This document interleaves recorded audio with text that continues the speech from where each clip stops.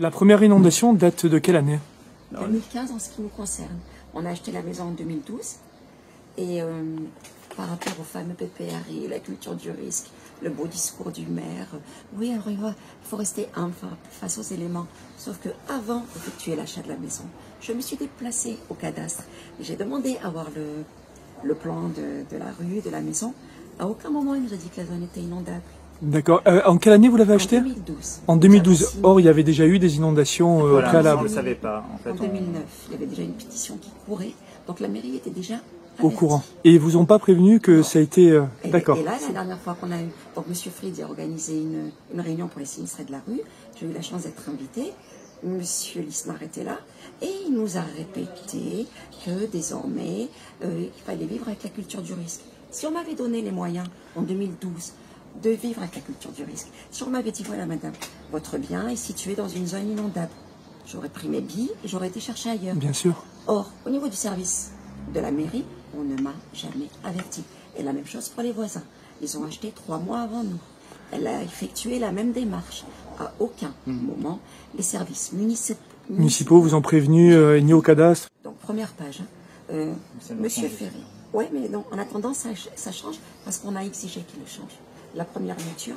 C'était en quelle année ce premier rapport? Suite à la première inondation? il vient de sortir là, on est en D'accord. attente de Nous rapport. avons eu un rendez-vous téléphonique avec madame Morin et j'ai exigé qu'elle modifie la déclaration faite.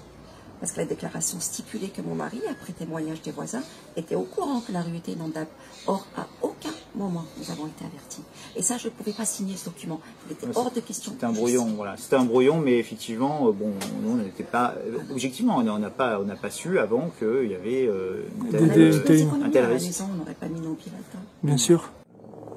Depuis 2015, il y a eu effectivement 2019, et même maintenant, on n'a pas le sentiment qu'il y a une compréhension fine de pourquoi l'eau monte si rapidement dans cette rue. Alors évidemment, elle est relativement basse, c'est un point bas de l'Avocat, on comprend tout ça, mais 3 semaines de ça, il a plu, et pendant pas longtemps, hein, mais l'eau a débordé juste par une simple pluie de la grille d'évacuation juste en face de la maison.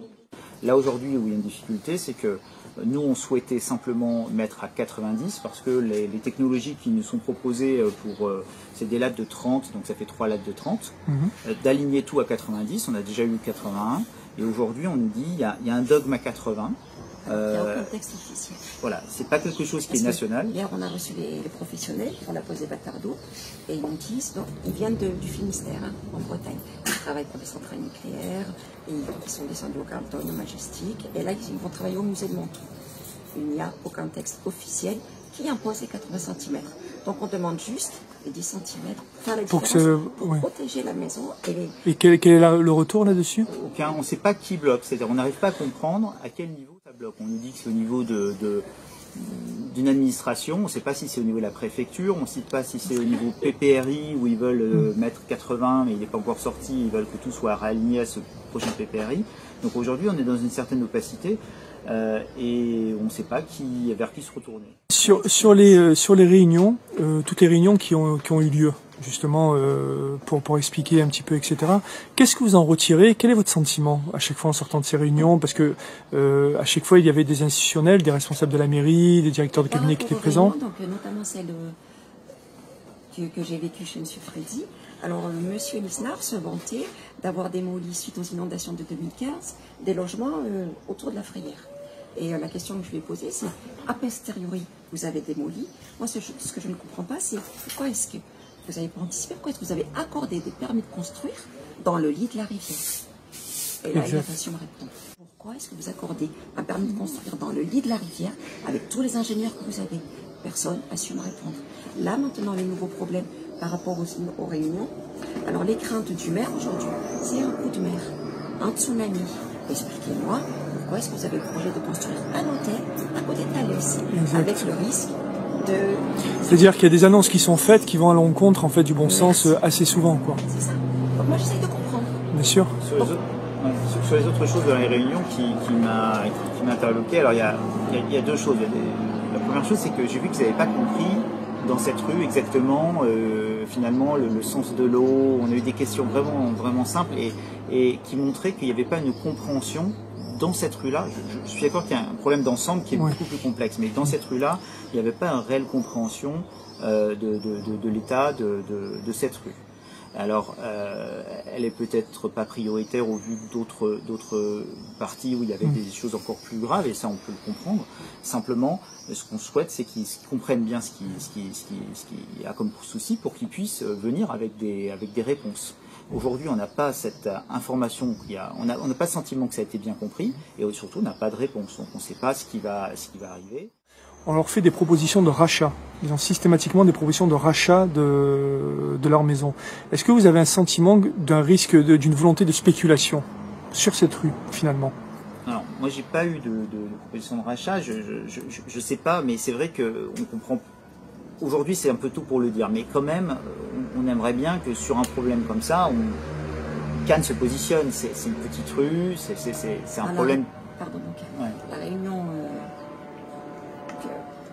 La réunion de M. Lisnard, la conclusion, c'est votre rue où il y a des problèmes, la mairie peut racheter votre bien. Moi, je l'ai entendu, il l'a dit. Moi, j'étais pas à l'Assemblée, il y avait 30 personnes. Et à quel taux? Adressez-vous. Non. Auto-inondation ou auto réel? Pas auto réel, avec les travaux qu'on a investis depuis qu'on y est. Il n'y a pas eu de chiffre lancé parce que ma réponse était négative. Mais ça a été une proposition. Voilà. Pour le moment, on n'a pas de solution pour la rue, mais la mairie peut vous racheter votre bien. Voilà le discours du maire au mois de février. Est-ce que au niveau des habitants de cette rue, donc il y a effectivement le CID qui travaille quand même, qui est actif sur la Boca, etc.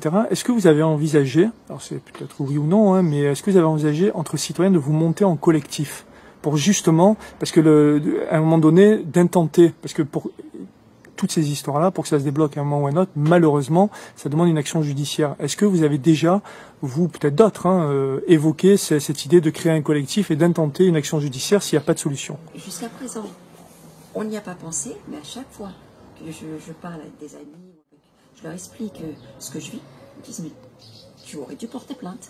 La mairie ne t'a pas prévenu, tu devrais te retourner contre la mairie. Moi, j'étais quand même assez choqué à la dernière réunion de certains, pas choqué dans le mauvais sens du terme, c'est-à-dire que j'ai vu cette personne qui a ouvert son cœur, qui est partie, moi je trouvais ça dramatique, parce qu'il y a des gens qui effectivement ont investi toute une vie dans une maison, c'est leur seul bien, c'est leur seul lieu, à un moment donné où ils ont envie de finir peut-être, où ils ont envie de se retrouver. Et je trouve que les réponses, à mon sens, étaient quand même légères.